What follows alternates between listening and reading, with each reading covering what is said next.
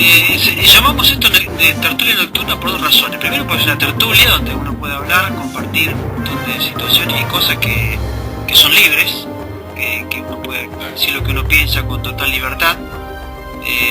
Por otro lado también tiene una característica, es nocturna, o sea, es de noche, supuestamente todos duermen.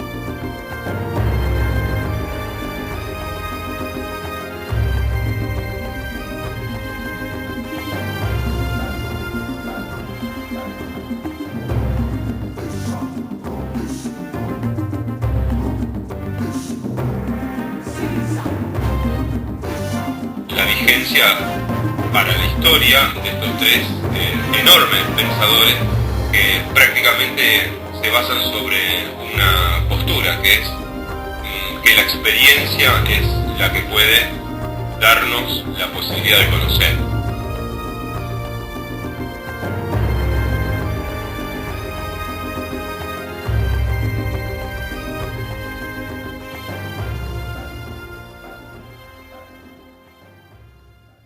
Muy buenas noches.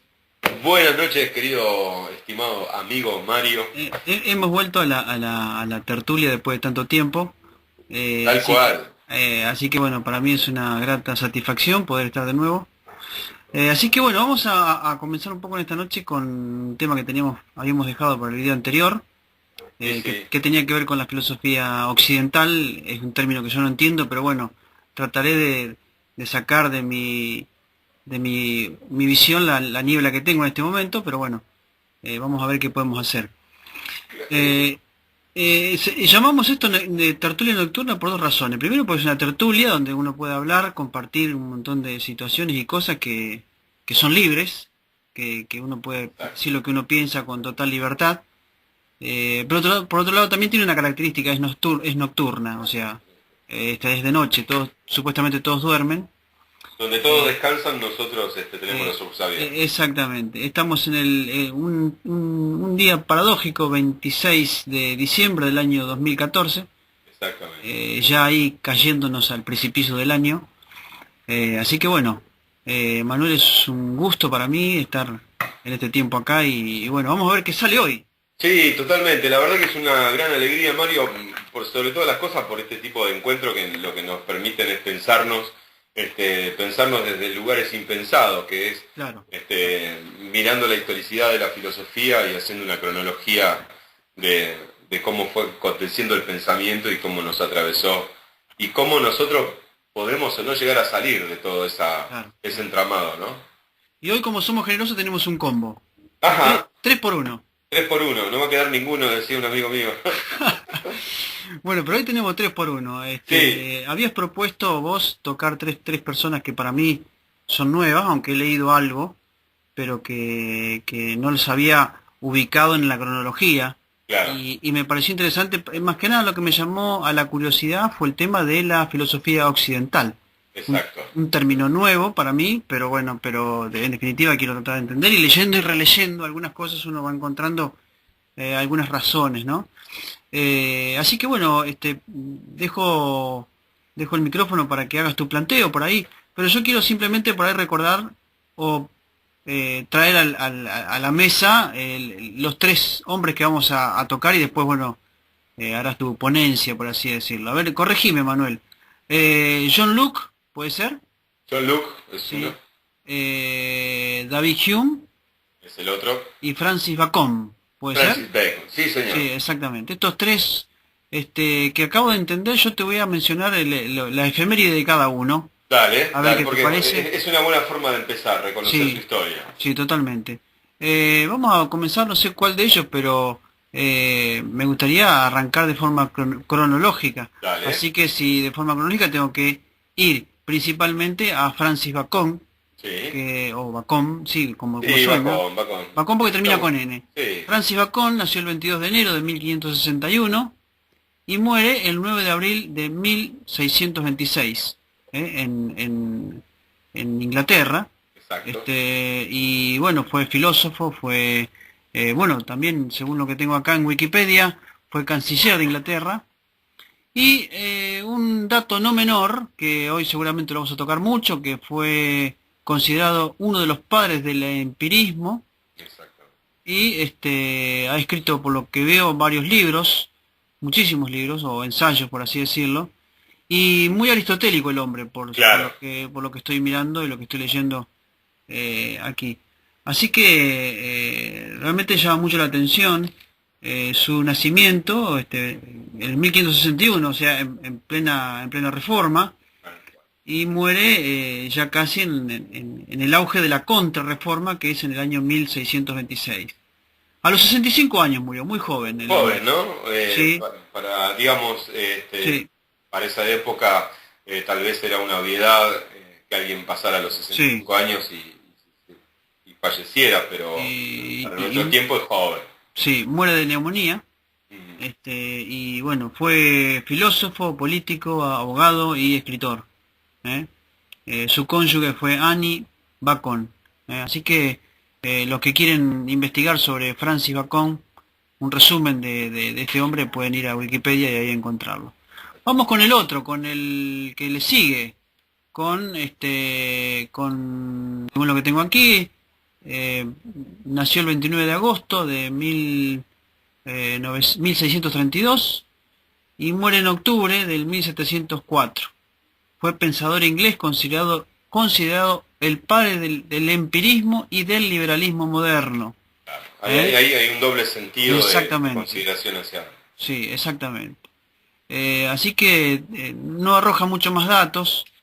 John Locke nació en Winston, cerca de Bristol, Inglaterra, el 29 de agosto de 1632.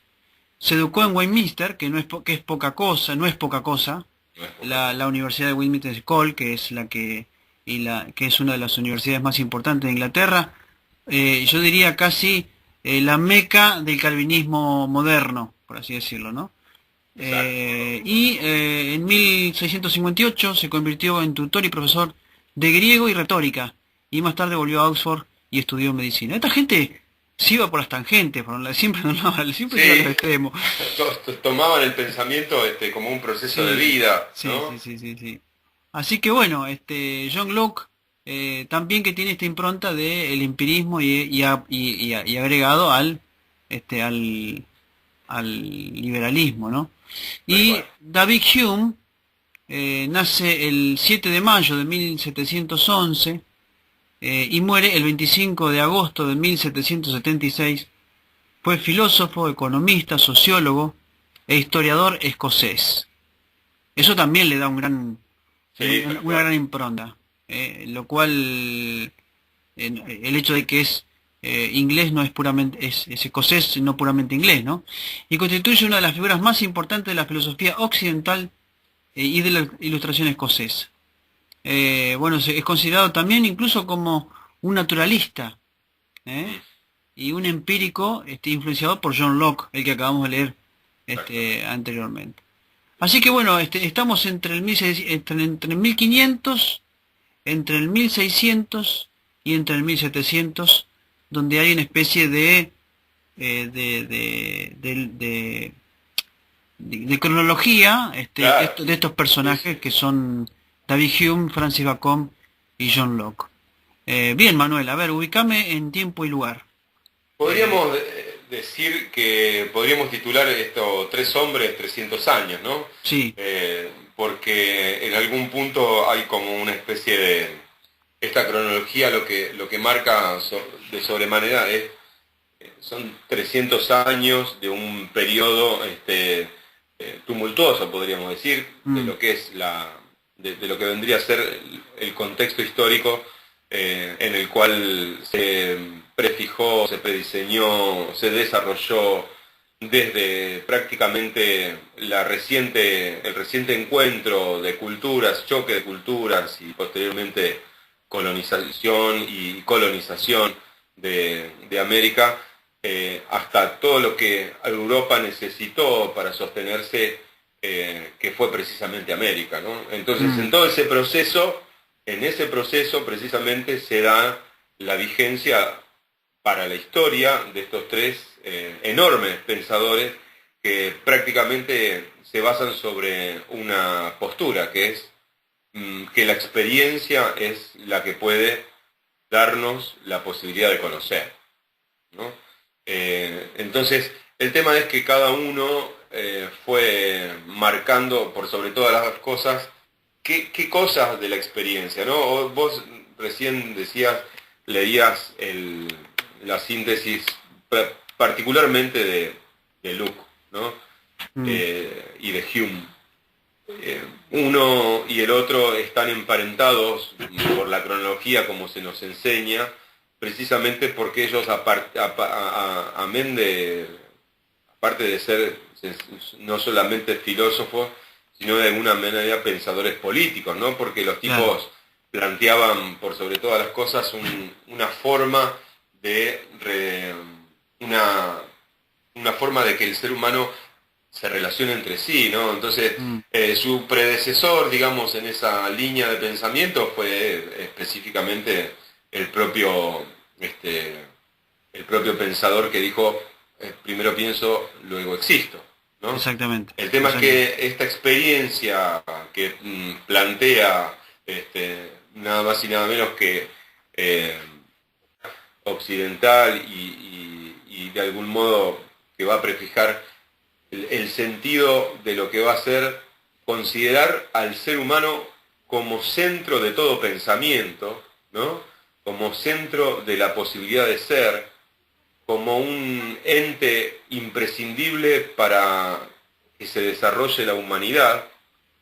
Estos tipos lo que van a hacer de algún modo van a irse hacia una especie de extremo donde van a decir no solamente el ser humano es quien puede construir y desarrollarse a sí mismo, sino que aparte no solamente nos podemos quedar en la individualidad, sino que esto se puede dar en las relaciones sociales, y esas relaciones sociales son las que van a permitir que la sociedad se desarrolle, pero bajo determinados parámetros que van a trascender no solamente el campo social, sino que van a ir directamente hacia lo político y económico.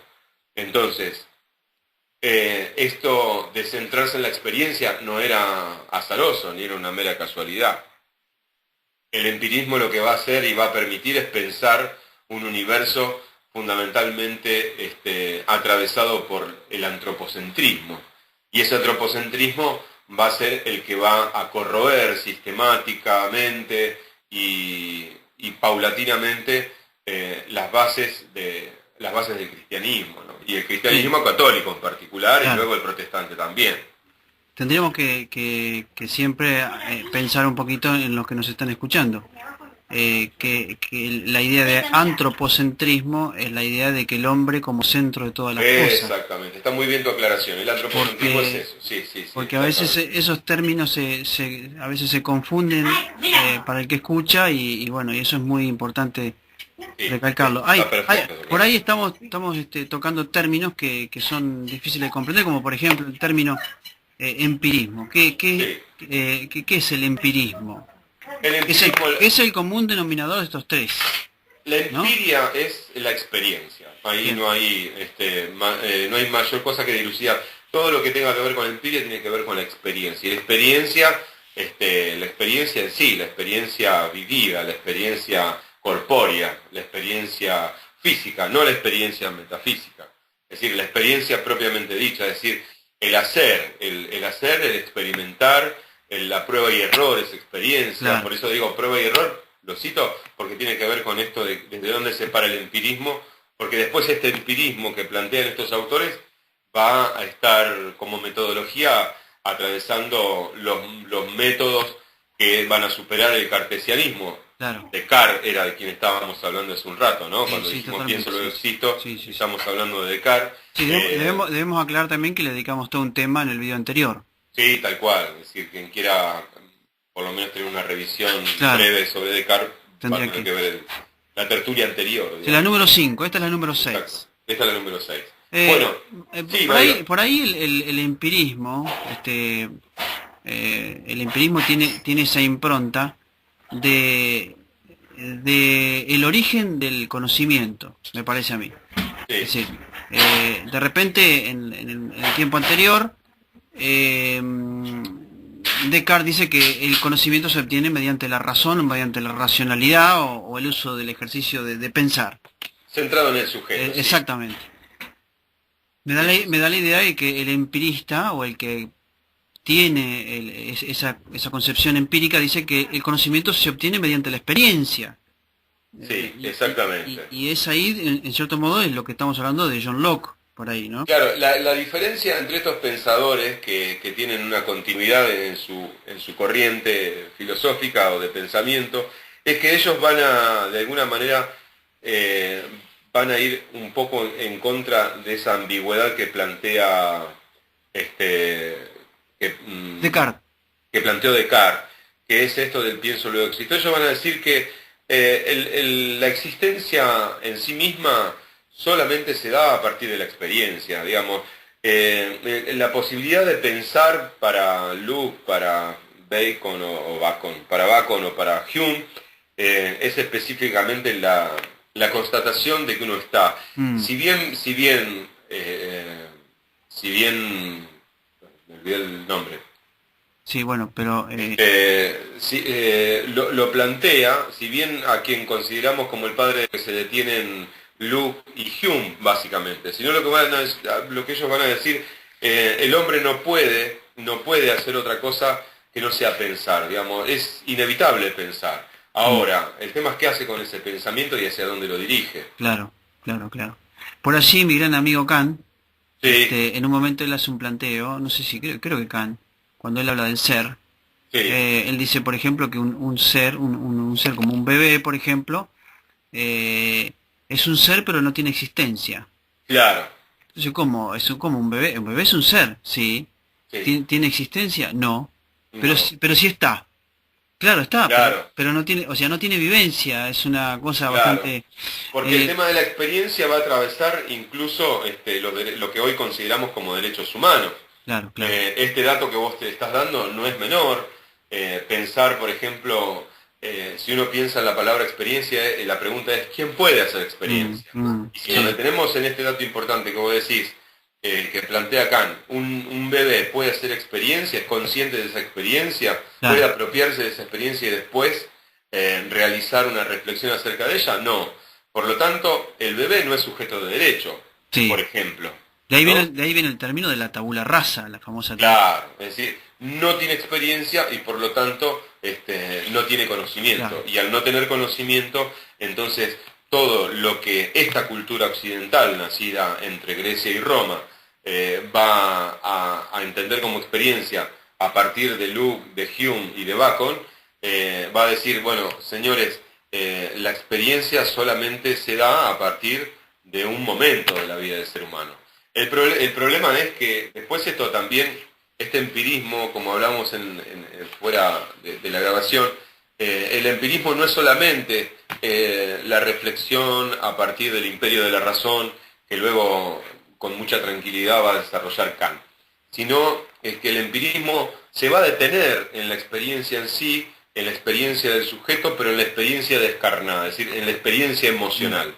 El empirismo no es simplemente, y esto lo aclara también un filósofo contemporáneo que es siempre motivo de consulta para nosotros, como lo es José Pablo Feynman, Mm. donde dice donde él expresa en uno de sus cortos de filosofía aquí ahora diciendo el empirismo no es solamente racionalismo, ¿no? No es solamente razón, hay una parte del empirismo que va a estar abocado a decir que la experiencia descarnada, la experiencia de las pasiones del ser humano, son lo más importante, son aquello que al hombre lo constituye, porque el amor, la pasión, el deseo, va a hacer en el hombre lo que progresivamente en lo que se va a transformar. Y Mm. la razón, en todo caso, lo que va a hacer sobre eso es una interpretación, Mm. ¿no? Exactamente. Luego, fíjate vos que esto, propiamente dicho, es decir, esas dos formas de concebir el empirismo, por un lado el empirismo que se aboca a lo emocional, y de algún modo, tal vez, en la trascendentalidad de la poesía, Ajá. ¿no? Sí.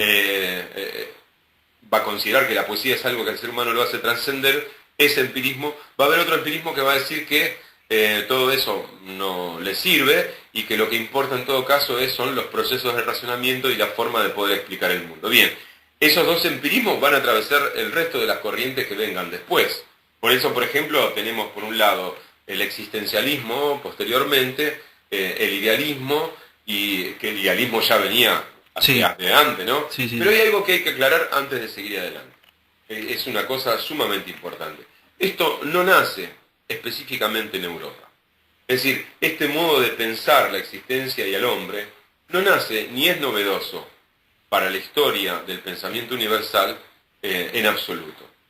Hay una corriente mucho anterior al empirismo y anterior incluso al propio Aristóteles, que después va a continuar incluso hasta hoy, y es el escepticismo. Sí, totalmente. El escepticismo es precisamente, como aquellos que van a consultar a Wikipedia, lo que van a encontrar primeramente es que el escepticismo es generalmente cualquier actitud inquisitiva hacia el conocimiento, hechos u opiniones, creencias declaradas como hechos, o de duda respecto de afirmaciones que son tomadas por supuestos en otra parte. Es Claro. decir, el escepticismo, de algún modo, es poner en duda todo. Mm, Es decir, que la famosa duda metódica, ¿sí? La famosa duda metódica, el método cartesiano, el método digamos, ambiguo, cartesiano de algún modo, es precisamente la retroalimentación del escepticismo que nace en la antigua Grecia. Es decir, totalmente. escéptico no era, el escéptico en todo caso es un modo de ser y es un modo de pensar el mundo, Claro, ¿no? ahora me surge a mí, Sí, ante esto, este dato no menor que vos dejás aquí en esta noche, que en qué estado, digamos así, si es que cabe el término cavernario, estaría el hombre si no hubiera existido el pensamiento de René Descartes y su duda metódica. Es claro. decir, quiere decir que ese concepto filosófico de la duda metódica, la introducción de ese concepto en el mundo, salvó a la humanidad de una serie de situaciones terribles, porque Sí, yo creo que sí. todo el mundo sería escéptico. Sí, yo creo que sí. No habría ni siquiera habría ningún conocimiento absoluto, por más secular que sea, según el término, ¿no? Eh, Sí, porque el escepticismo, como bien vos decís, es como precisamente es como permanentemente la pregunta infantil, el por qué eterno, claro, digamos, sin claro, claro, ninguna posibilidad de- sin ninguna posibilidad de encontrar horizonte hacia el futuro, digamos. El claro. escéptico básicamente, o la conducta del escéptico, es precisamente la oposición incluso al método empírico. Lo que pasa es que, por ejemplo, lo que dice Wikipedia, dice, un escepticismo científico o empírico, lo cual está mal expresado, es aquel que cuestiona las creencias en base al conocimiento científico. La mayoría de los científicos, siendo escépticos científicos, prueban la veracidad de ciertos tipos de afirmaciones al someterlas a una investigación sistemática a través del método científico. Está expresado de una forma errónea. Digamos, no es mentira, pero está expresado de una forma errónea. Porque el escéptico en sí mismo, o el escéptico científico, es como aquel tipo que no se compromete con nada. Digamos, Mm, no dice que nada es o no es, simplemente es como un relativismo infinito. Y el empirista se centra, sí, sobre una cuestión fundamental, que es la experiencia. Entonces, el método científico empírico no es exactamente el mismo que el del escéptico, porque el escéptico en todo caso lo que pretende en su matriz de pensamiento es cuestionar por cuestionar y vivir en una duda permanente, donde da lo mismo el bien que el mal, lo bueno y lo malo, la mujer y el hombre, lo eterno y lo infinito, y así sucesivamente. claro, Pero, de todas maneras, es digno de aclarar que el empirismo tiene o corresponde a esa vertiente de pensamiento. claro. ¿Sí? El empirista, si bien se mueve sobre la certeza de la experiencia concreta de lo físico y lo corpóreo, también plantea, también tiene un planteo de algún modo escéptico, porque no es que no es que trata de dudar siempre, sino que a partir de la duda construye teoría. Mm, A partir de la duda, el empirista construye teoría. Es decir, a partir de un método científico basado en la experiencia, ¿sí? Que es desde la hipótesis, ¿no? Que es desde sí, el plantear un presupuesto. pero dudar de ese mismo presupuesto incluso, después desarrolla una teoría y da un lugar desde donde el ser humano se puede parar.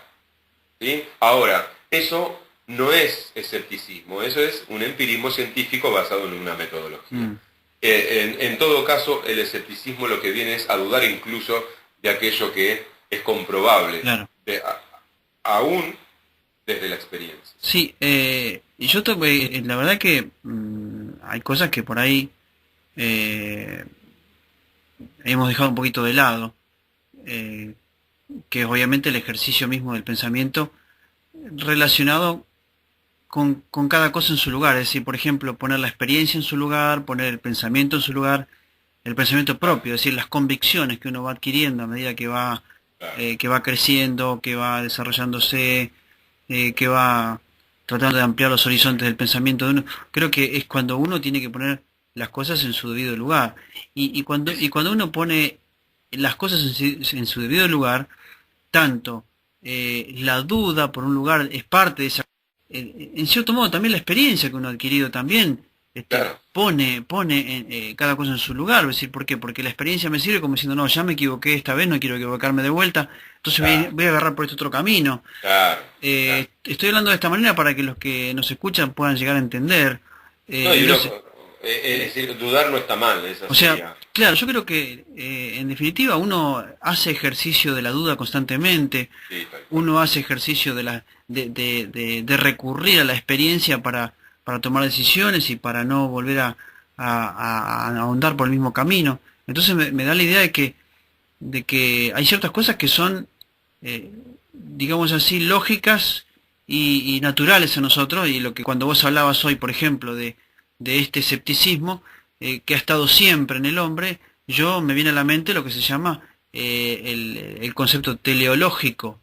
¿Qué es el concepto teleológico? Es el concepto de que Dios coloca en el hombre natural ciertas concepciones que son propias de su creador, como por ejemplo el hecho de que el hombre piense, el hecho de que el hombre recurra a a ciertos manejos, como por ejemplo de cuestionar toda autoridad suprema, como por ejemplo dudar, como por ejemplo llorar, como por ejemplo lamentarse, como por ejemplo, en fin, en definitiva, una serie de situaciones que el hombre hace que son propias del hombre. Bueno, eso que ha trascendido a través de la historia, como decís vos, el hombre siempre ha sido escepticista, y bueno, eso es la evidencia de que Dios los creó. Sí, hay una fuente donde define un poco todo este tema que estamos tratando, que habla sobre los dos pensadores, ¿no? Y creo que sintetiza estos dos renglones, un poco hace referencia a todas estas ideas que acabamos de volcar. Dice, la primera preocupación de Hume, igual que la de Locke, es la investigación en torno a las ideas. Como un empirista más llega a esta conclusión. Todo lo que contiene nuestra mente son percepciones.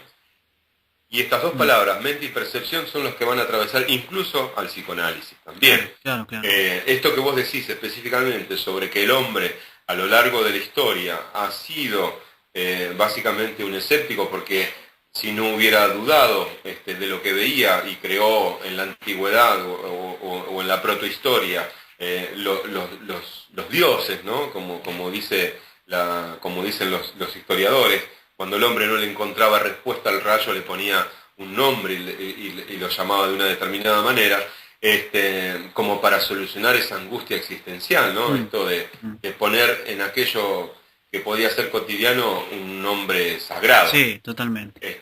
Por eso después va a venir el famoso libro Lo sagrado y lo profano. Claro, por eso también incluso vos te encontrás en la misma idolatría ciertas similitudes, cierto común denominador.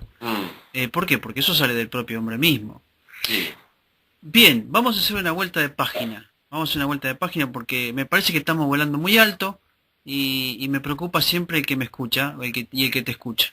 Entonces me parece que tenemos que hacer filosofía de Villiquen, porque si nos ponemos los dos a hablar de ciertas... Yo me pongo a hablar de teología y vos te pones a hablar de filosofía pura, es muy posible que nos manden a matar. Entonces, No, bueno, pero me parece que en algún punto lo que uno hace, como dicen los pibes, es linkear, ¿no? Es Sí, decir, uno cuando habla, es decir, aquel que le interesa estos temas, yo creo que lo más recomendable como ejercicio al Claro, escuchar estos videos es tener a mano una otra ventana abierta y por cada concepto que aparece en la charla, sí, sí, linkearlo, ¿no? linkearlo. Googlearlo, Voy a ¿no? buscarlo, sí, totalmente. Y en esa ocupación de tratar de interpretar lo que dice el otro, va creando su propia forma de pensar o su propia Eh, postura. el hecho de que por ahí, cuando yo digo hacer filosofía de Vichy, que no estoy diciendo de que tenemos que hacer un reduccionismo, Claro, sino me refiero al hecho de que tratemos de que ciertos términos que usamos la gente lo pueda entender. sí, tal cual, estamos de acuerdo. Y si no, hagamos una aclaración. Vamos a empezar por parte. A ver, yo tengo aquí un apunte donde habla Dígame. De Bacon, y dice que Bacon critica es la crítica de los ídolos, según la filosofía de Bacon. Sí. Bueno, él critica los ídolos de las especies, son prejuicios universales propios del género humano y debido a la tendencia antropomórfica en nuestro modo de juzgar las cosas. También critica el ídolo de las cavernas, con el tema de la crítica de la filosofía anterior, ¿no? Yo No sé si, no puedo ser parcial, no puedo ser imparcial, mejor dicho, no puedo ser imparcial. te leo esto, te leo esto. Perdón, perdón. Para Bacon dice la filosofía y la ciencia no tienen más sentido que explicar la verdad revelada en las escrituras. Una et tantum son plentiam perfecta quae en sacra scriptum talaiter continueter. O sea, Dios enseñó a los hombres a filosofar, pues ellos solos no hubiesen podido por sí solos. Pero la malicia humana hizo que Dios no manifestara plenamente las verdades y éstas se mezclasen con el error. Por esto, la sabiduría verdadera se encuentra en los primeros tiempos y es por eso que hay que buscarla en los filósofos antiguos. De aquí la necesidad de la historia de las lenguas y de las matemáticas para interpretación de la naturaleza. Bueno, habla unas cosas de Bacon y nos da la idea. Bacon dice subordinó la filosofía y toda la ciencia a la teología, ya que la verdad solo puede alcanzarse en las escrituras. La filosofía se limita a explicar esta sabiduría, identificándose en cierto modo como la teología, ambas constituyen una filosofía completa y perfecta. Bacon distingue tres tipos de conocimientos: la autoridad por la razón y por la experiencia, reduciéndolo solo a este último tipo, que se obtiene a partir de los sentidos externos e internos y de las inspiraciones divinas. De este modo, rudimentario todavía, impulsó la actividad científica experimental. Interesante, ¿no? Lo que plantea Alfonso Ropero, aquí en su introducción a la filosofía sobre Bacon, y dice Bacon, la ciencia al servicio de la fe. Esto es lo que este autor ve sobre Roger Bacon y lo que acabamos de ver. Me da la idea, volvemos un poquito al tema del empirismo, de que este tema del empirismo es un tema, yo diría, no sé si me equivoco y corregime, que está en antítesis con Descartes. Sí, el empirismo lo que buscó es superar prácticamente este pensamiento de la subjetividad del razonamiento. Lo que ocurre es que en el caso de Bacon, que es distinto al de Hume y de Locke de algún modo, porque precisamente lo que ocurre con Bacon es que él en algún punto también lo que trata de unir, es lo que le ocurrió a San Agustín también, trata de unir la razón y la fe. Claro. Es decir, tratar de explicar la fe desde la razón y la razón desde la fe, lo cual es una empresa que es prácticamente eterna y podríamos decir infinita. Ahora, esta situación... ¿Cómo eterna y infinita? A ver, aclara eso. Y eterna e infinita porque me parece que, como digamos, es tratar de pararse en un lugar. Uno tiene que en algún momento separar las disciplinas para poder decir cuál es el campo de acción de cada una. Y uno no puede decir que la teología va a explicar la filosofía, tampoco puede decir que la filosofía va a explicar la teología. Tiene que aprender a separar las disciplinas, no por una cuestión de especificidad meramente, sino por el hecho de que es lo que te permite ordenar el pensamiento para después desarrollar críticamente tu propio pensamiento con respecto a un determinado hecho histórico, a un determinado personaje, a un una determinada corriente filosófica o teológica. Claro. Pero por eso mismo es que hacemos la diferenciación filosófico y teológico. Por ahí yo me paro... Y lo que me parece que trató de hacer Bacón es tratar de mezclar peras con bananas, Claro. digamos. Entonces, esta situación que le ocurrió a Bacón no surtió un gran efecto. ¿Por qué Bacón es un tipo sobre el cual por el cual o es un personaje que se cita? Bueno, yo creo que precisamente lo que no debemos de ignorar es todo el contexto histórico y político que abarca estos personajes, ¿no? Y no nos olvidemos que estamos hablando de Escocia, de Inglaterra, de toda la Britania de ese momento, que estaba en una gran disputa con el mundo hispano, ¿no? Y que de algún modo toda esa situación trataba de atravesar fundamentalmente el modo de construir el mundo. Y ese modo de construir el mundo y de pensarlo era el que iba a hacer prevalecer una cultura por el resto de los días.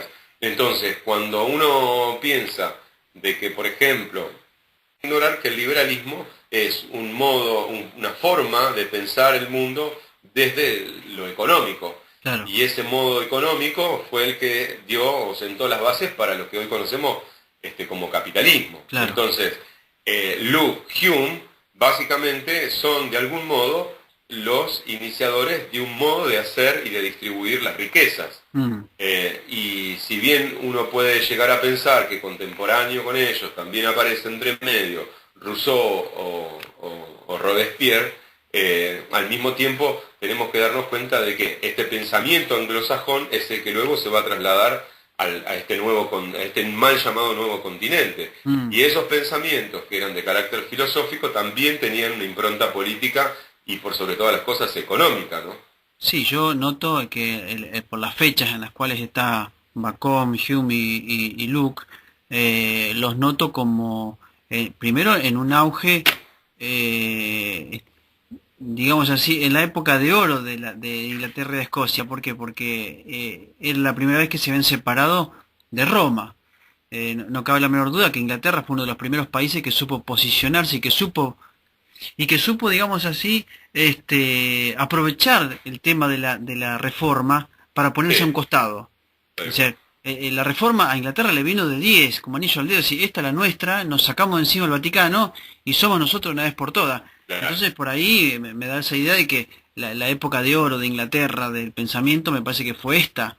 Por ahí me puedo equivocar, pero me parece que era la época de los sueños y de bueno, ahora somos nosotros, ahora tenemos un sentido de identidad distinto, y ahora podemos pensar y hacer el mundo.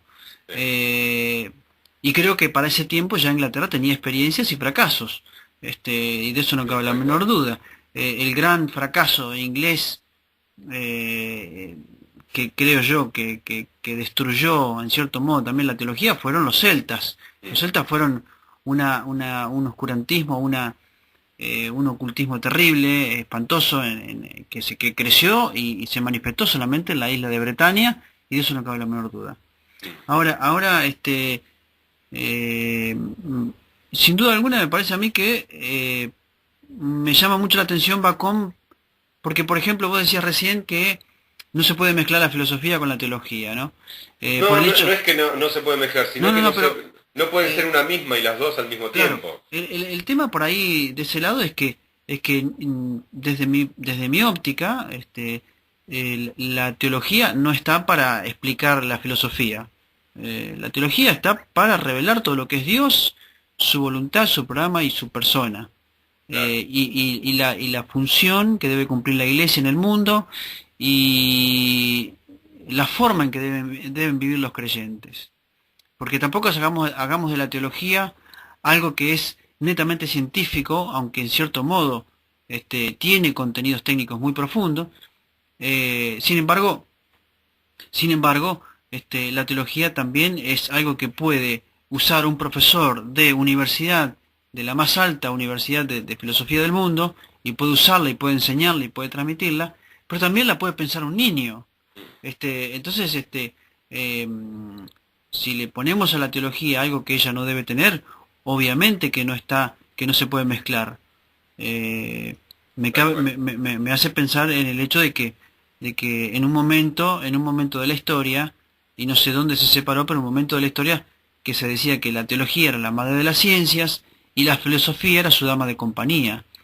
Mm. Y este autor que estoy leyendo, en algún momento dice, este, los cristianos de una o de otra manera tienen que recurrir de una o de otra forma a la sana filosofía para poder ordenar un poco su manera de pensar.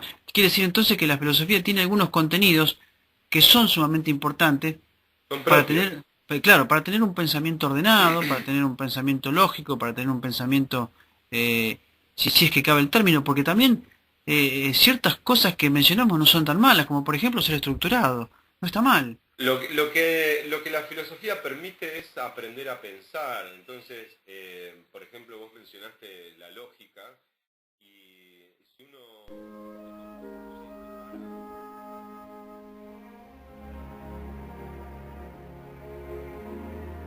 tengo la convicción y hago la confesión. Cristo el Hijo es de Dios. Cristo es mi Salvador.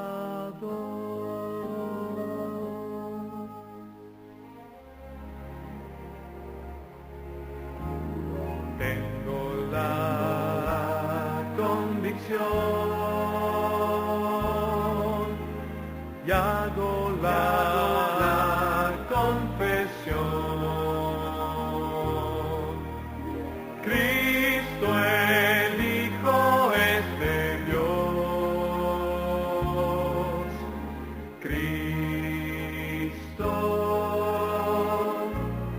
es mi Salvador.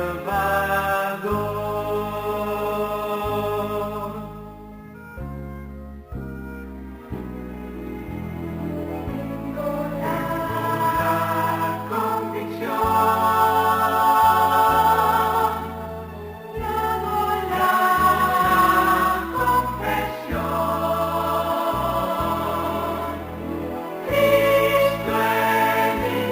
el Hijo es de Dios.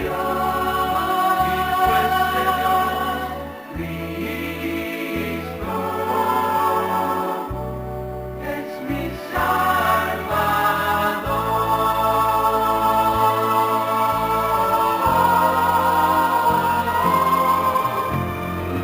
Tengo la convicción y hago la confesión. Cristo el Hijo es de Dios. Cristo es mi Salvador.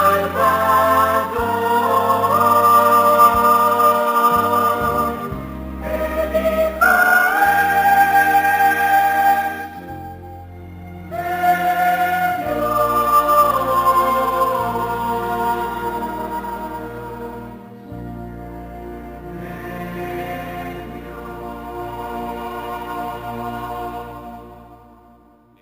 con el estudio de las letras. Claro. Ahora, es indudable que una y la otra, filosofía y teología, se pueden vincular, se pueden relacionar, se pueden suplir incluso. Pero lo cierto es que en este proceso que nosotros estamos viendo, que es un proceso cronológico visto del mundo occidental y separando los tiempos en un modo que obviamente se desarrolla y se sigue desarrollando incluso en las universidades, que es ver cómo fue aconteciendo, cómo fueron las transformaciones del pensamiento a lo largo de la historia, desde la antigua Grecia hasta la contemporaneidad de principios del siglo XX. Indudablemente que si uno no comprende que eso realmente fue así, independientemente después de la postura social o política o de creencias que tenga respecto a por qué se dieron esos hechos, pero lo indiscutible es que esos hechos sucedieron. Claro. Y también lo indiscutible es que esas corrientes filosóficas existieron en esos momentos históricos, Claro. y que de esas corrientes históricas de pensamiento son de las que se nutren las novedades actuales. Claro, Es decir, exactamente. nada es novedad, y todo tiene que ver con la historia que nos precede. Mm. Eso es lo importante también que tenemos que tener en cuenta. Si tendríamos que definir la filosofía de Bacon, ¿cómo podríamos definirla? Como una, Para hacerle es como si para hacerle un cierre y pasamos a Luke y después a Hume. sí. Y yo creo que la filosofía de Bacon es una filosofía poética que lo que pretende fundamentalmente es de tratar de darle, de que se expliquen filosofía y teología mutuamente sin lograrlo acabadamente. Mm. Sí, o sea, no alcanzó su cometido. Claro, exactamente. Mm.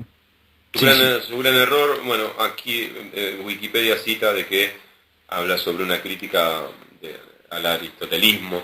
Sí, Yo no sé, me parece que a veces quienes escriben en Wikipedia se apresuran a veces a expresar algunos titulares, ¿no? sí, Porque exactamente. de algún modo no sé si podríamos decir que es una crítica, porque a veces la palabra crítica se toma de una forma peyorativa, y en realidad a Mm. veces vos estás haciendo una crítica, y una crítica es un análisis sobre algo donde vos Claro, encontrás claro, virtudes y claro. defectos sobre una cosa. Exactamente, exactamente. Entonces, lo que hace Bacon es tomar de la lógica aristotélica algunas cuestiones como para tratar de desarrollar su modo de pensar. Pero que Mm. sea una crítica no quiere decir que sea algo en contra de. Claro.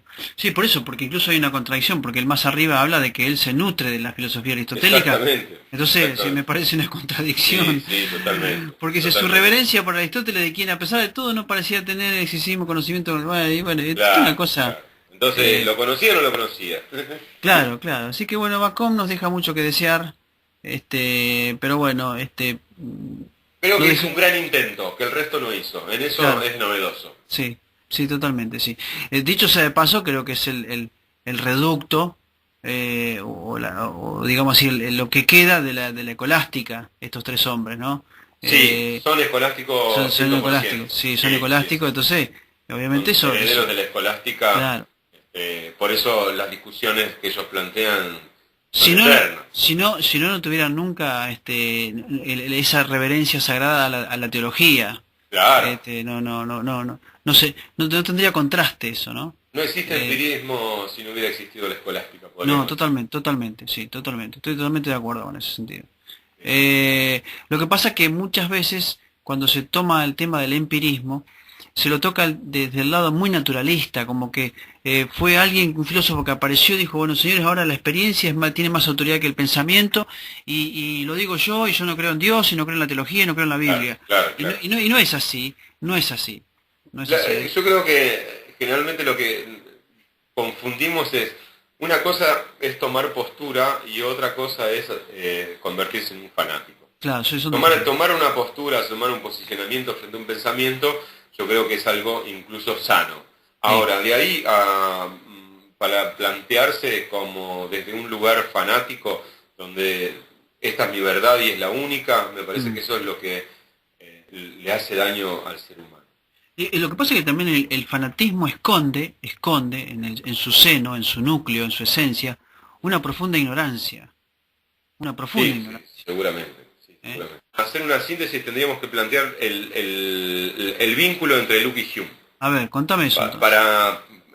No sé si a vos te parece que lo podemos organizar así. Hágalo, ¿Eh? hágalo porque yo estoy midiendo el tiempo, nada más, pero Sí, vos sí, por eso mismo. No, es que yo también, por eso planteo esta cuestión. a ver, ¿cómo lo vinculás? Yo te leo, Dale. Sí, sí. yo te leo algo que tengo de Luke. Dice, John Luke se dio la tarea de investigar el origen, la certeza y la extensión del conocimiento humano.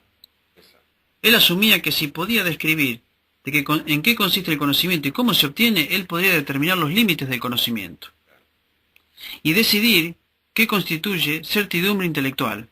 Su conclusión fue que el conocimiento se circunscribe a idea, no a las ideas o formas platónicas, sino las ideas que son generadas por el objeto por medio de la experiencia. El origen de las ideas es la experiencia, y la experiencia tiene dos formas: la sensación y la reflexión. Y la reflexión. Es lo Sin que ex- hablábamos hace un rato. Exactamente. Sin excepción, Entonces, todas nuestras ideas vienen por medio de nuestros sentidos, a través de los cuales experimentamos el mundo externo, para después reflexionar sobre ellas, lo cual constituye una experiencia interna. Lo que Locke quería decir, y lo que Locke quería dejar claro es que no podemos tener experiencia de reflexión sin haber tenido experiencia de sensación. Esto significa, la mente de cada persona es el principio, es como una hoja de papel en blanco sobre la cual solo la experiencia puede subsecuentemente escribir conocimiento. Locke rechazó la teoría de las ideas innatas. Para esto esta doctrina era superflua porque no aportaba nada que él no pudiera explicar en términos de origen empírico de las ideas. Queda pues la experiencia externa o interna como fuente exclusiva de nuestros conocimientos. Esto es lo que decía John Locke. Sí. Bueno, la relación entre Locke y Hume es que uno pone la semilla y el otro toma los frutos y los comercializa, digamos.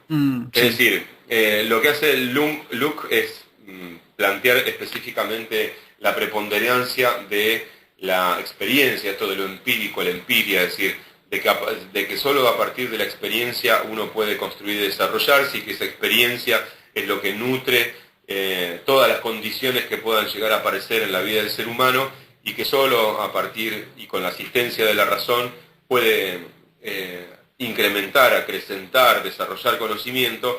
Y David Hume lo que va a hacer es radicalizar, con el perdón de la expresión, pero importante, es radicalizar, es irse a un punto de fanatismo, es decir, que no existe otra posibilidad que no sea esa. Es decir, por ahí Locke deja en su filosofía la posibilidad de que existe un Dios, pero lo desestima, digamos, deja el idealismo de lado, no lo trata de atacar, pero tampoco lo toma como algo válido. Directamente lo pone en un lugar absolutamente ignorable.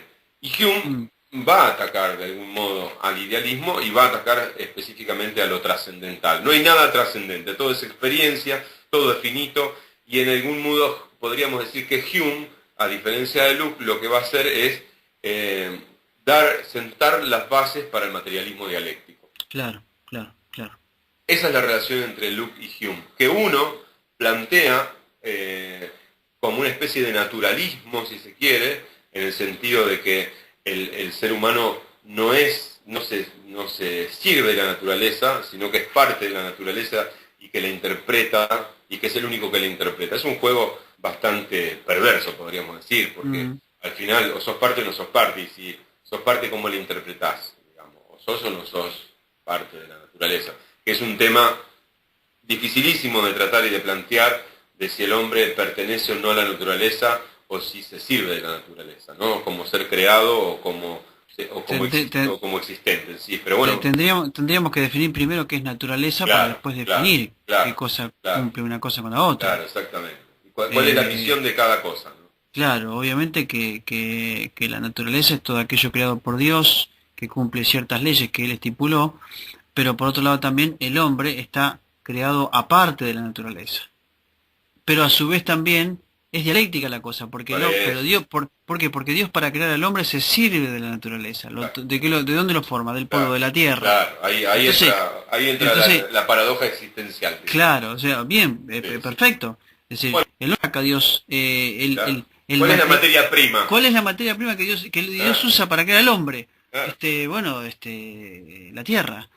Y por qué el cuerpo tiene la misma cantidad de minerales que la tierra. Y bueno, porque Dios se nutrió de la naturaleza para crearlo. Por otro lado también, ¿qué es lo que le diferencia del hombre? Bueno, la naturaleza del hombre, bueno, que el hombre, cuando es creado, tiene el aliento de Dios, y eso marca la diferencia entre el hombre y la naturaleza. Es el aliento de Dios, y sopló Dios en su nariz aliento de vida, y fue el hombre un ser viviente después de ese soplido. Claro. Este pequeño desliz, antes de que se nos agote el tiempo, abre el juego para lo que va a ser en algún momento la charla sobre el libre albedrío, ¿no? Que Totalmente, va a ser un tema totalmente, bastante... totalmente. Antes, va a ser posterior a Kant, ¿no? Que Kant es el que nos queda después de esta Sí, charla. sí, lo podemos hacer cuando quiera porque podemos hacerlo una charla aparte Sí, sí, tal cual. y no precisamente, bueno, pero eso son cosas de voz en off. Pero te Entre quiero vos, decir, entre sí, vos y yo. eh, Che, bueno, para finalizar, esta historia que viene con Bacon, continúa con Luke, después luego sigue con Hume, que consideraba, o decía yo para finalizar, que Hume es el que habilita para luego el materialismo dialéctico y que entre medio también va a aparecer Hegel, que lo podemos conectar luego con Marx como para hacer una especie de síntesis más adelante sobre la filosofía moderna, realmente la modernidad económica, social, política, filosófica, teológica, que es la fenomenología del espíritu, que esta herencia de separar de algún modo, así como hemos venido separando por etapas la historia del pensamiento occidental, se la debemos específicamente al gran libro de Hegel, que es Fenomenología del Espíritu, porque claro, es él, claro. luego de Aristóteles y luego de Kant, quien va a ser el gran compendio del pensamiento universal y se va a centrar obviamente en Occidente. No Claro, va a descartar de sobremanera toda posibilidad de Oriente, aunque haga una gran crítica sobre los orígenes del cristianismo, pero de algún modo lo que va a hacer es precisamente hacer esta división cronológica que nosotros estamos haciendo. Antigüedad, vos le llamaste, Edad Media, sí, modernidad y filosofía contemporánea. exactamente. Vos le llamaste a estos tres filósofos, filósofos orientales, Occidental. Sí, occidentales. ¿Por qué le llamaste así? porque son la matriz ideológica sobre la que se constituye básicamente el pensamiento económico y la distribución de los bienes en lo que va a ser luego el liberalismo capitalista. Bien.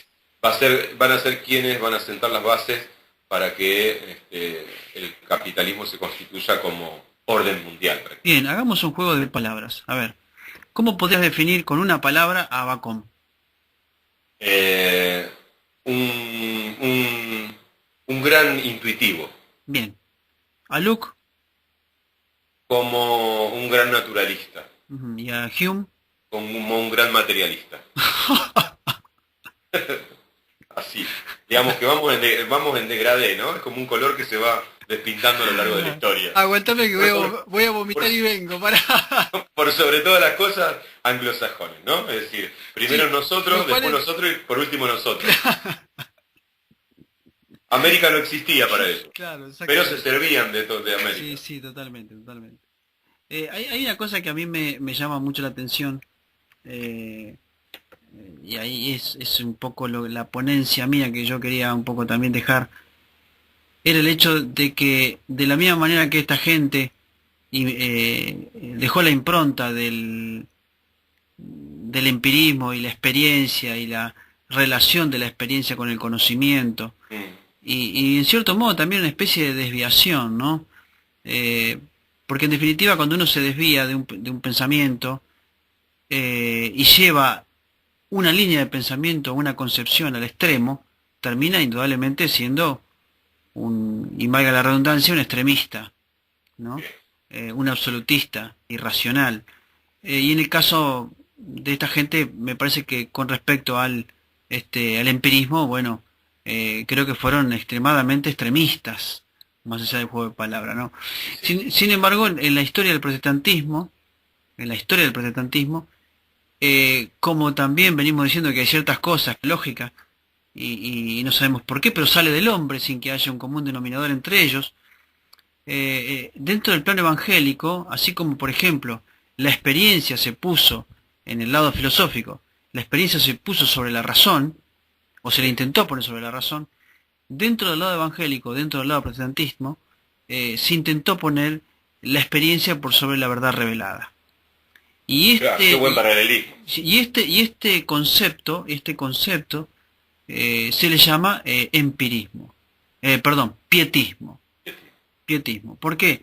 Bueno, porque la palabra pietismo viene del griego que se llama pistis, que fe, y el pietismo es la fe, simplemente fe, y sin revelación no es fe. La fe bíblica, la fe en Dios, la fe en el Dios de la Biblia, es una fe que tiene fundamento. Ese fundamento es la palabra de Dios. Entonces, cuando alguien coloca su experiencia de fe, entre comillas, sobre la propia revelación, lo que hace es ser un pietista. En definitiva, ser un neo-empirista, en cierto modo. En el sentido teológico. En el sentido teológico, claro, totalmente. Sí, sí, sí. El gran pietista de la historia, uno de los primeros, fue un tal John Wesley, un hombre que llevó el pietismo a los extremos. Para que los que escuchan puedan entender la magnitud del pietismo, por ejemplo, es si miramos la película Las Brujas de Salem, Claro. nos vamos a dar cuenta allí de lo dañino y lo nocivo que es para una sociedad y una comunidad el pietismo. ¿Por qué? Porque el pietismo siempre va a estar sobre la razón, sobre la revelación, y sobre la razón también. Porque en definitiva la revelación lo que hace es corregir, condicionar y en cierto modo alumbrar la razón. Eso es la función de la revelación, alumbrar y dar luz a la razón. Y creo que no hay cosa mejor, y creo que debe ser el anhelo de la filosofía, es que la razón tenga luz, tenga entendimiento, tenga claridad. Y entonces lo que hace el pietismo en el lado de la fe y en el lado del evangelismo y el lado del evangelio es precisamente quitarle esa luz a la teología que tiene que tener. Hay algunos pequeños puntos, por ejemplo, para tomar en cuenta. Su insistencia en la experiencia puede muy bien degenerar su subjetivismo e incluso su misticismo. Es decir, lo puede enfatizar de manera tremenda, puede generar un misticismo tan nocivo para aquel que dice que cree, pero que incurre nada más y nada menos que en un pietismo. El pietismo se ha enfatizado tanto en la emoción que en el papel del intelecto. O sea, no sabe, por ejemplo, las exigencias más amplias de la fe cristiana. El pietismo le quitó la importancia a la doctrina. El pietismo históricamente ha tenido también que producir pequeña iglesia dentro de la iglesia. El pietismo tiende a permitir rutinas devocionales de lectura de la Biblia de oración sin vida propia. Es decir, es tremendamente nocivo el pietismo.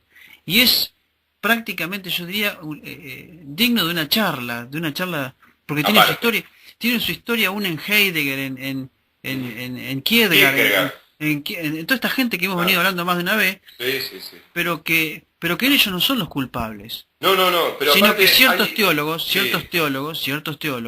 o pseudoteólogos han tomado la filosofía o la filosofía de estos hombres y han llevado esto al plano que ha sido nocivo y que sigue siendo nocivo, y que el pietismo es algo netamente actual, es muy actual. El pietismo lo podemos, hay dos grandes corrientes que atraviesan todas las corrientes, que son dos grandes posturas, y que son dos grandes posturas que se radicalizaron y se radicalizan a través del tiempo. Una es el dogmatismo, sí, y la otra es lo que tiene que ver con el conocimiento teórico o epistemología, es decir, o la episteme. Es decir, el dogmatismo es tan antiguo como la humanidad misma, y la episteme o el desarrollo teórico del conocimiento también. Ahora, el problema es cuando estas dos posturas, en el individuo o en un grupo de individuos o en una región o en un momento histórico, se radicalizan, es decir, se ponen como uno sobre el otro. Es decir, no hay convivencia entre el dogma y la teoría, no hay convivencia entre la reflexión y la fe.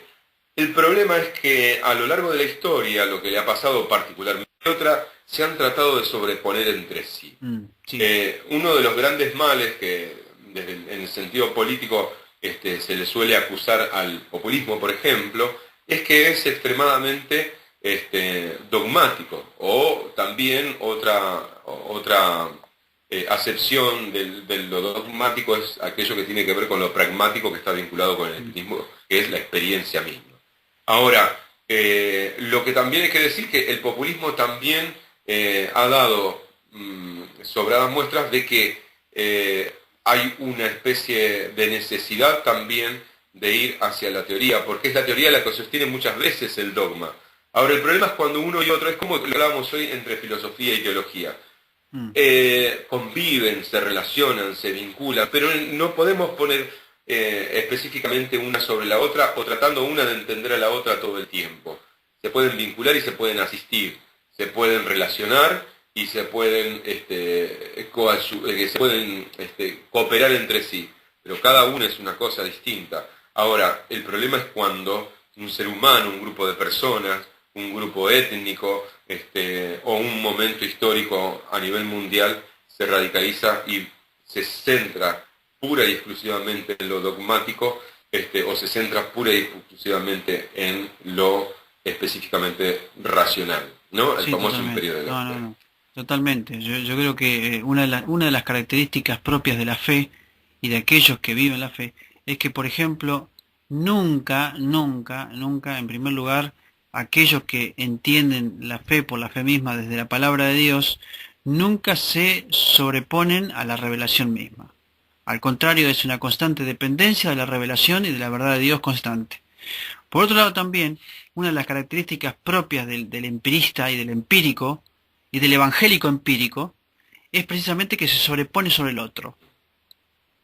Aquel que dice yo soy la autoridad, cuando en realidad la única autoridad que hay en la iglesia es Cristo.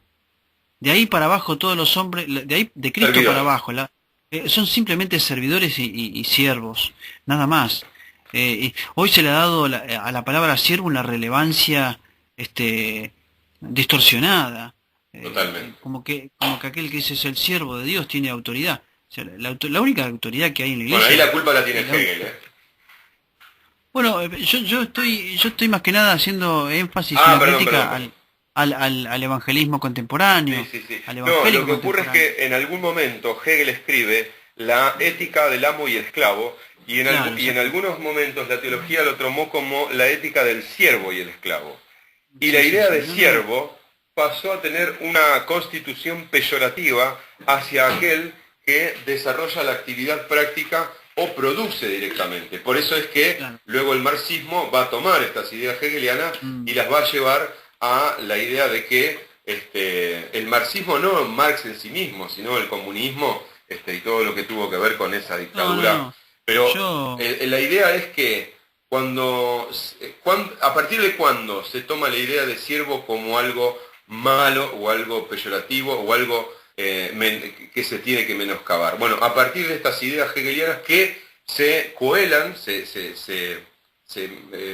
como es, subyacen en una teología, ¿no? Y claro. es la teología al cuello brego, y vos lo sabés muy bien, que es la Sí, sí, teología de sí. la liberación que tiene características marxistas. Ahora, es indudable que esa idea del siervo entendido como el esclavo es una de las tantas cosas que le debemos a Hegel y que se trasladan y se cuelan Mm. en la teología. Por eso No, yo soy más que... hay muchos que parecería que decir que uno es siervo es simplemente aquel que es al que todos usan. No, yo creo que yo creo que, por ejemplo, que la palabra siervo es una palabra que el mismo Cristo se etiquetó como Claro, siervo. pero muchos se olvidan de Eh, eso. eh, claro, el libro de Marcos, el Evangelio de Marcos, es el Evangelio del siervo, es Jesucristo sirviendo a todos. Una de las características del Evangelio de Marcos es inmediatamente. Cristo inmediatamente hacía esto, Cristo inmediatamente hacía el otro, es decir, siempre en constante de servicio del otro. Entonces, creo que una de las cosas que ha traído el empirismo y que ha dejado el pietismo y que ha traído el pietismo es precisamente un altruismo eclesiológico enorme para las iglesias de hoy y eso es tremendamente calamitoso Nocivo. para la iglesia de hoy. Sí, totalmente. Hay un pasaje de la Escritura que a mí me llama mucho la atención y que seguramente te va a hacer mella cuando uno lo lea, porque el texto dice lo siguiente. Dice, tú que dices que amas a Dios, a quien no has visto, ¿cómo no puedes amar a tu hermano, a quien ves? Entonces hay una contradicción allí. Juan lo deja muy en claro. ¿Cómo puedo yo decir que amo a Dios, a quien no veo? Y Juan está llevando al lector al plano de la realidad que le rodea, es decir, vos no estás viendo a Dios en este momento, no porque Dios no quiera, sino porque Dios ha decidido en este tiempo y en este momento, lugar y tiempo, revelarse de una determinada forma. Claro. Entonces yo a Dios no lo veo físicamente, pero sí veo físicamente a mi hermano en Cristo. Tal Entonces, cual. ¿cómo puedo decir yo que amo a Dios y no amo a aquel que sí estoy viendo dentro del plano de la existencia? O dentro del plano de la, digamos así, de la existencia propia mía, del aquí y del ahora, ¿no? Entonces Claro. esa contradicción constante es lo que ha hecho que las iglesias hoy se transformen casi prácticamente, no como autodenominadas sectas, pero que se siente la misma sensación adentro Mm, de vivir en una secta. sí, El rechazo, el prejuicio, mm, y una cantidad de cosas que son propias del pietismo. ¿Por qué? Porque la experiencia se ha colocado sobre la revelación y sobre la verdad de Dios. Y eso es, creo yo, una especie de neo-empirismo. mm. Es una especie de Sí, sí, forma sí. de pensar o de ver las cosas, ¿no? Sí, sí. Y en consonancia con eso, un relativismo extremo, ¿no? Porque Totalmente, totalmente. me da lo mismo una cosa que la otra. Siempre y cuando yo me mantenga tranquilo y disfrute del status quo, después el resto, o conocer las escrituras, me tiene sin cuidado. Claro, claro. Totalmente, totalmente. Así que bueno, Manuel, hemos llegado en cierto modo casi al final ya. Sí, Tenemos casi 50 minutos grabados. perfecto. Y bueno, resumimos entonces, hacemos la vieja pregunta, ¿qué hacemos con estos tres hombres? ¿Hacemos un bollo y lo tiramos a la basura o qué hacemos con ellos? No, yo creo que en algún punto hay que hacer lo que hay que hacer con todos, ¿no? Hay que reconocer el aporte que hicieron a la historia, sabiendo de que no tenían una verdad absoluta, sino que eran hombres Mm, tratando de pensar el mundo. Que luego sus intérpretes, algunos a sabiendas y otros por ignorancia, cometieron grandes errores en esa interpretación y que luego obtuvimos el mundo que tenemos, pero que no es solamente por causa de sus aportes, sino que también tiene que ver con la propia decadencia del ser humano. bien, bien. Así que hemos visto entonces a Bacon, a Hugh Jung y y, Luke. y Luke. O sea, tres filósofos de una época casi yo diría oscura por un lado, Sí, pero de mucha esperanza, de mucha ¿eh? De efervescencia. mucha efervescencia, sí, Sí, sí, sí, me da, tal ese- cual. me da esa idea porque la idea de decir, bueno, ahora que estamos separados de Roma, vamos a armar este mundo, ¿cómo lo Claro, armamos? claro, claro, claro. Es cuando el hombre se empezó a hacer cargo de sí mismo y de construirse un mundo, porque listo, es lo que después va a decir Nietzsche, ¿no? O el loco de Nietzsche, donde dice, bueno, hemos cometido el, el, el homicidio más grande del mundo, hemos matado a Dios. ¿Y ahora qué Claro, hacemos? claro, claro, claro. ¿No? ¿Qué hacemos sin Dios, los seres humanos? Ahora qué contraste, ¿no? Porque mientras en Inglaterra están pensando el mundo a futuro, en ese mismo tiempo, en esa misma contemporaneidad, en Europa estaban matándose por la fe. Tal cual. O sea, fíjate, Paradoja y contradicción si y las hay, contra, ¿no? y entre Alemania, entre Mm. Inglaterra, entre Claro, Alemania porque era la y construcción Francia, era la claro, construcción del nuevo imperio. entre Francia, Inglaterra y otros tantos más, Polonia, y estaban matándose entre ellos, prácticamente por la Sí, la, fe. la muerte del imperio carolingio, lo que quedaba de, Claro, de la Roma oriental, y una España que no se resignaba a su exactamente. propia mediocridad, dilapidando todo el oro que se robaba Lo, lo, lo de, de este continente, ¿no? lo de Francia, lo de los hugonotes, lo de Francia fue una masacre por la fe. Tal Fue cual. una masacre, una masacre. O sea, realmente así como la reforma Claro. trajo libertad, también tampoco, ¿eh? Pero aparte, no contentos con matarse entre sí, tuvieron que atravesar un océano para corroer, y subyugar una cultura completa, ¿no? Eso es terrible. Así Terrible. que, así que bueno, Manuel, hemos terminado esta tertulia nocturna. Eh, Realmente para mí es enriquecedor cada vez que tenemos estas conversaciones.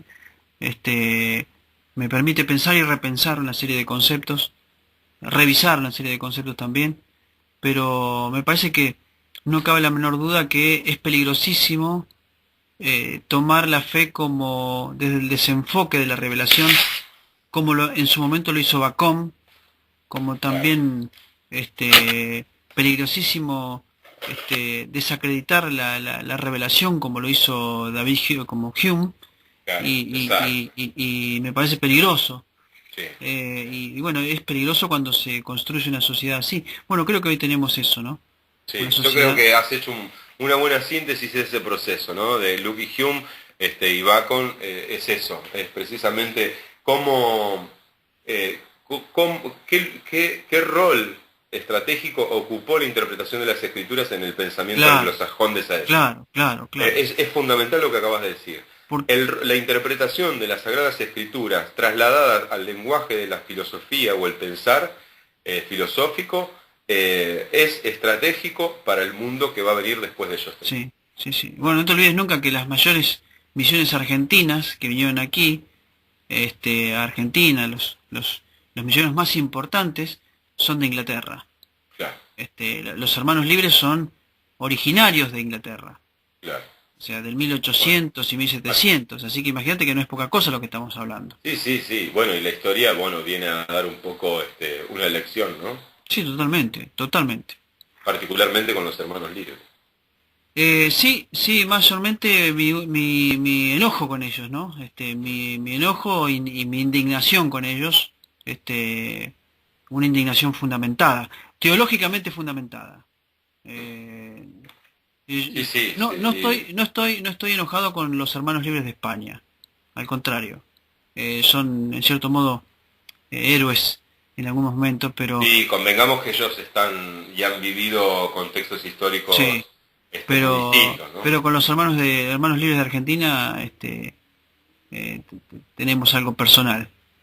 ¿Cómo? Y hasta que eso no cambie, ahí estaremos. Al mejor estilo John Manuel Serrat. Sí, exactamente. Entonces, yo hay algo personal. Sí, totalmente. Sí. Pero bueno, es una cuestión propia y personal de uno, ¿no? Es decir, uno no puede pedir que la gente cambie eh, hasta que uno no decida cambiar. Y me parece que pasa por ahí también el asunto, ¿no? Tal cual. Eh, Será porque también hace muchos años me dijeron, bueno, es muy bien, es muy lindo tener convicciones, señor Grihuelo, pero es un heroísmo mantenerlas. Y sí, Este, y sí. y esa persona que me dijo eso no es poca cosa, porque fue mi viejo. Y, Me y dijo, es y es la misión del idealista, ¿no? claro, usted tiene muchas convicciones, señor Grihuelo, pero sus convicciones hay que mantenerlas, ¿eh? Y eso, Hay y que eso, pagar el precio. claro, sí, totalmente. Así que por eso me parece que esta gente ha tenido sus cosas y como Bacon, como Hume, y bueno, algo le han dejado y bueno, veremos que a través de estas cosas que hemos charlado podamos también seguir pensando y repensando y en cierto modo también no cometer los mismos errores, ¿no? Sí, tal cual. Este, Aprender de la experiencia, aprender empíricamente de la sí, historia. sí, sí, totalmente. Por eso, pero hemos justificado el empirismo, es decir, el empirismo puesto en su lugar y tiempo no está mal, No, yo creo que no, en ¿no? absoluto. Creo que el empirismo hizo el aporte necesario para ordenarnos un poco en ese sentido, en el sentido del pensamiento Claro, y la sí, metodología, e incluso a nivel científico, logró dar los aportes necesarios, incluso hasta dentro del análisis de la literatura y del claro, arte en líneas claro, generales, claro. lo que permitió específicamente fue abrir los ojos a un mundo posible.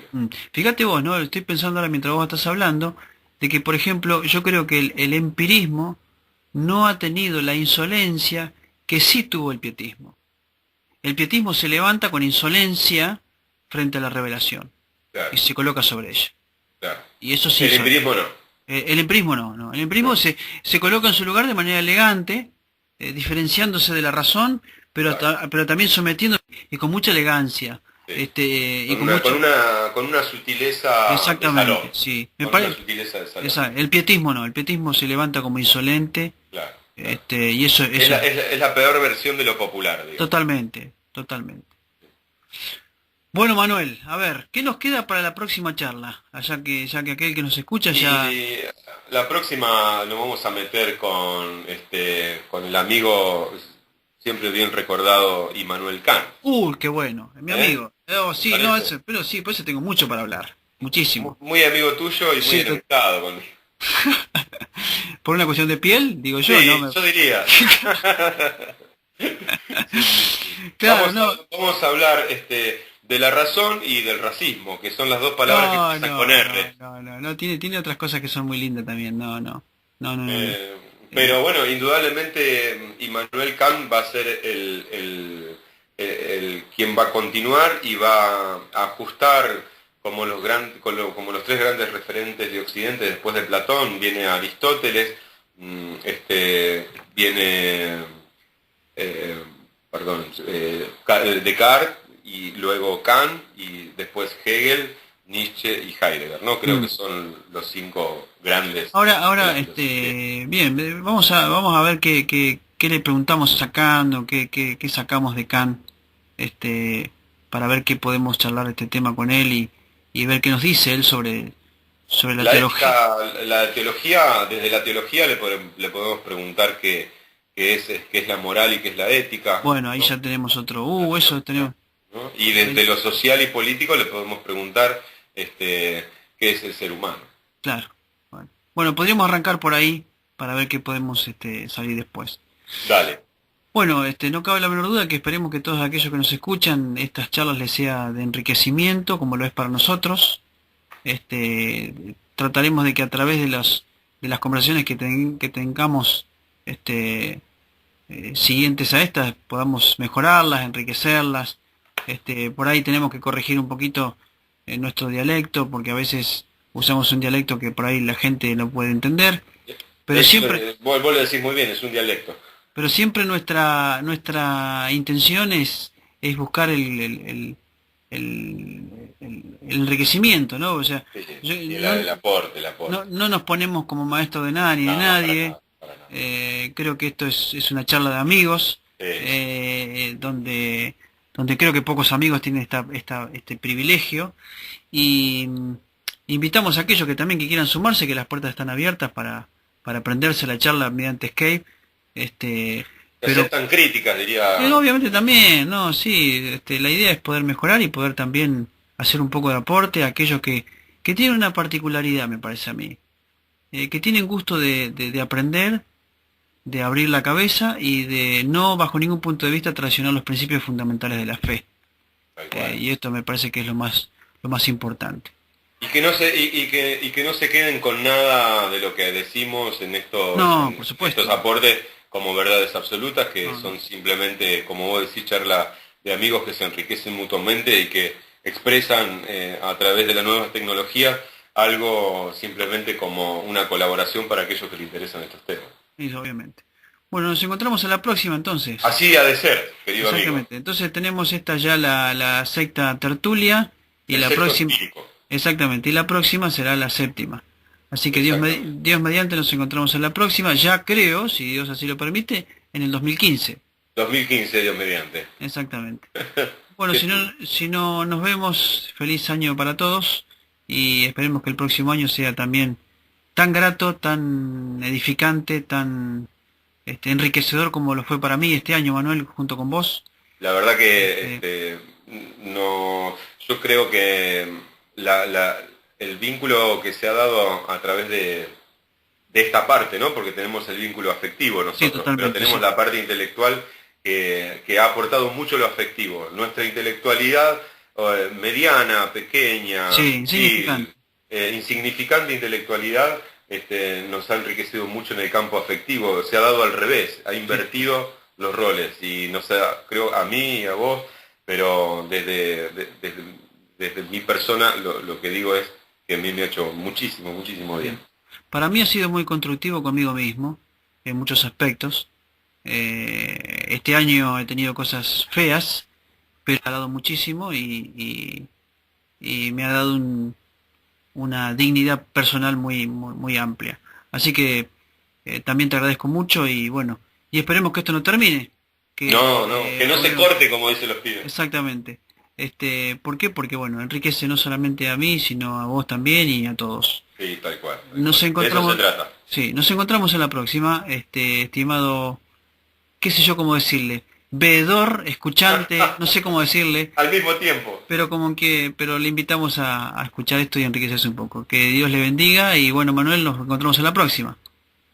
Que así sea, y que estas tertulias sean un aporte para todos aquellos que tengan la inquietud de llevar adelante su propio modo de pensar crítico y racional, pero al mismo tiempo con una fe que no se quiebre por las circunstancias. Muy bien, nos encontramos en la próxima. Hasta pronto. Un fuerte abrazo para todos los contertulios. buena definición, nos vemos.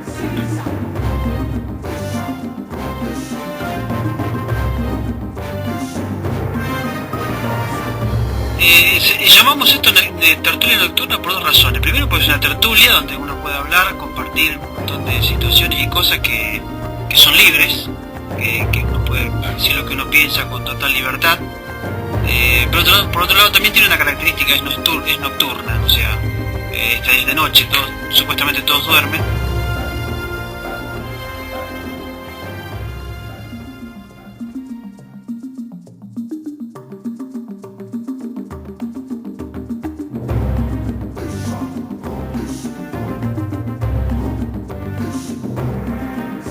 La vigencia para la historia de estos tres enormes pensadores que prácticamente se basan sobre una postura que es que la experiencia es la que puede darnos la posibilidad de conocer.